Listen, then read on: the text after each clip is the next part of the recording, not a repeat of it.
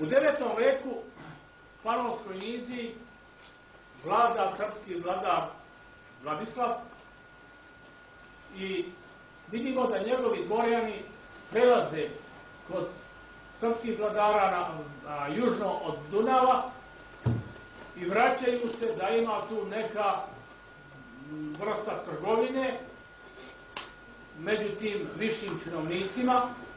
To je jedan narod, jedan jezik, jedna vera. I naravno da su ti isti dvorjani kod jednog vladara išli na dvor kod drugog vladara, vraćali se do potrebi i tako dalje. Mi znamo da njima više iz rata, jer je došlo do sukoba između Vladislava i Časlava. I do tog sukoba koji je bio 865. godine, sredinom 9. veka, mi znamo da je Vladislav vladao severno od Dunava, a Časlav južno od Dunava. Zatim se pojavljuje u Evropi jedno drugo azijsko pleme pod imenom Mađari. Njihova prva pojava u Evropi bila je 862. godine, a ne u Panoniji, nego su otišli gore severnije, upali su u Veliku Moravsku, koju su prilično opustili. U Podunavlje stižu 895. godine. Haraju, pale, žare, to je jedna totalna barbarska kultura, gdje može se slobodno reći i nema kultura. I u Velikoj Moravskoj 906. godine napravili su veliku pljačku, paljevinu i lom. Onda su pokušali da prodru u državu Otona I kod Nemačkog i onda kod Lechfelda 955. godine Oton ih je porazio i rasterao. Ta mađarska skupina se razbila bila na male grupacije. Oni su u Panoniji sad postali prijatelji sa Srbima. I među Srbima živeli. To je trajalo do 982. godine, kad jedan vođa koji je bio Srbin, a koga Mađari zovu Geza, počinje da okuplja ta plemena u neku zajednicu. Oni su bili potpuno razbijeni, raspršeni. On je to nešto uradio, ali nije dovoljno.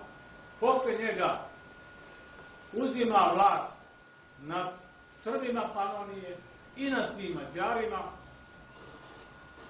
Vojko zvani Stepan. Vi ste čuli i znate da je on bio Srbin, da na njegovoj kruni, na njegovim stvarima sve bilo napisano srpskim pismom i jezikom. E sad, Vojko je stvorio svoju državu 997. godine. Vladao je do 1038. godine. U njegovo vreme meša se Vatikan, katolička crkva.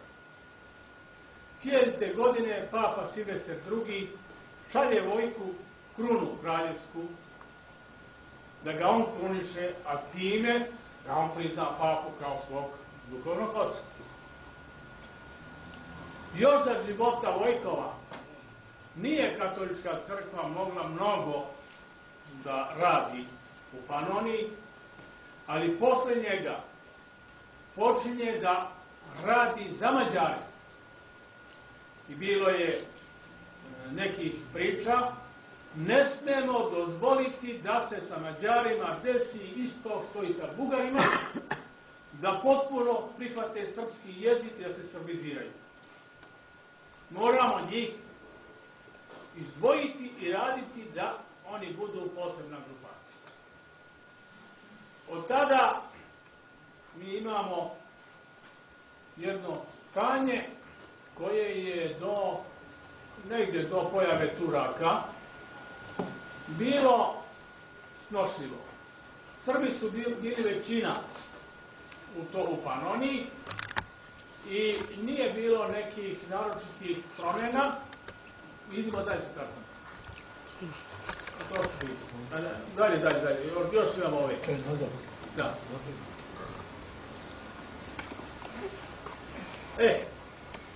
Vidite ovdje.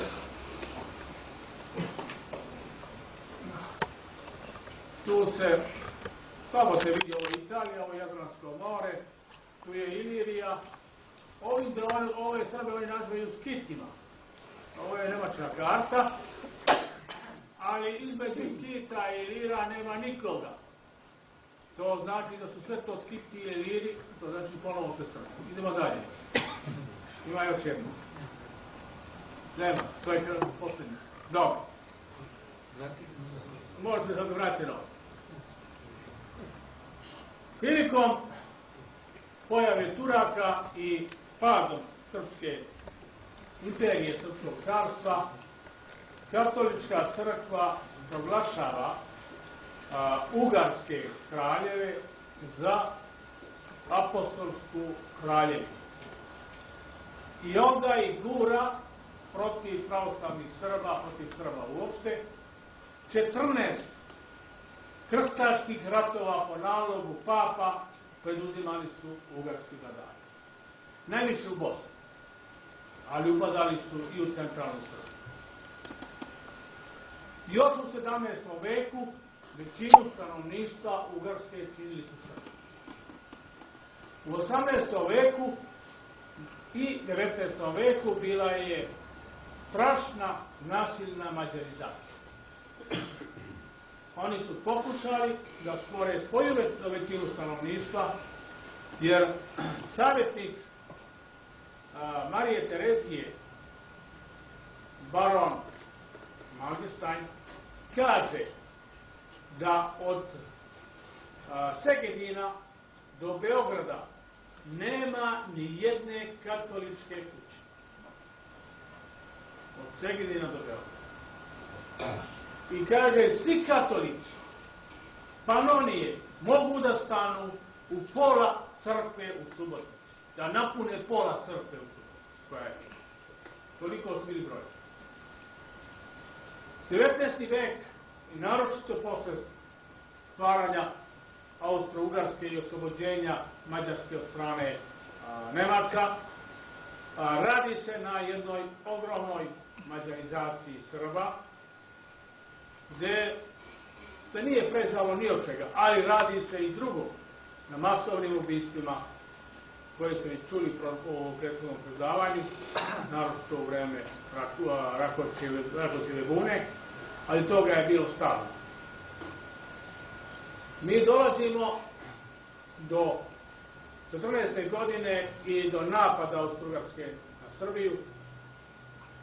Pre toga bio je Berlinski kongres, gde je dat mandat Austro-Ugarskoj da okupira Bosnu i Hercegovinu, gde je Srbima rečeno da nemaju ništa više da traže preko Drine i preko Dunava, gde su sve one povelje i privilegije dokle davate od austrijskih vladara Srbima, dok su im bili potrebni da ih brane od Turaka, sve to bačeno pod noge i zaboravljeno. I to je dovelo do srpskog ustanka 1848. godine i do stvaranja neke srpske autonomije u Austro-Ugarskoj, koju su oni vrlo brzo ugušili i ugasili. Kad je bilo u pitanju da li će ostati Habsburzi na vlasti u Beču, jer su njihovi partneri Mađari protiv njih bili pobunili, onda su Srbi bili dobri da ih spašavaju. A i braća Rusi su intervenisali 2-3 puta i spasili Habsburge od sopstvenog naroda. Danas, kada se govori o istorijskom pravu,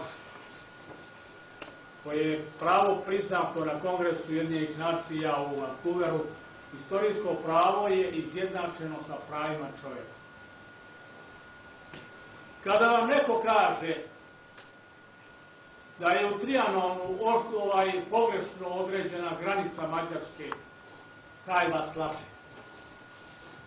Istorijsko pravo na celu Banovinu je srpska zemlja. Mađari su tu gosti. Mi možemo da tolerišemo neku Mađarsku pod uslovom da ona miruje, a ne pod uslovom da zabada nos u naše poslove i da nam pravi probleme. Jer su oni na našoj zemlji. Naše istorijsko pravo na ovoj teritoriji. Kad vam neko sad kaže da treba se stvara država od državi, zbog neke šačice Mađara koji su većinom Srbi i Slovaci po Mađarini, kažete mu slobodno, neka to ide u Budimpeštu, pa da i tako. Ja vas pozdravljam, možete vi slobodno da pitate šta želite, ima ovdje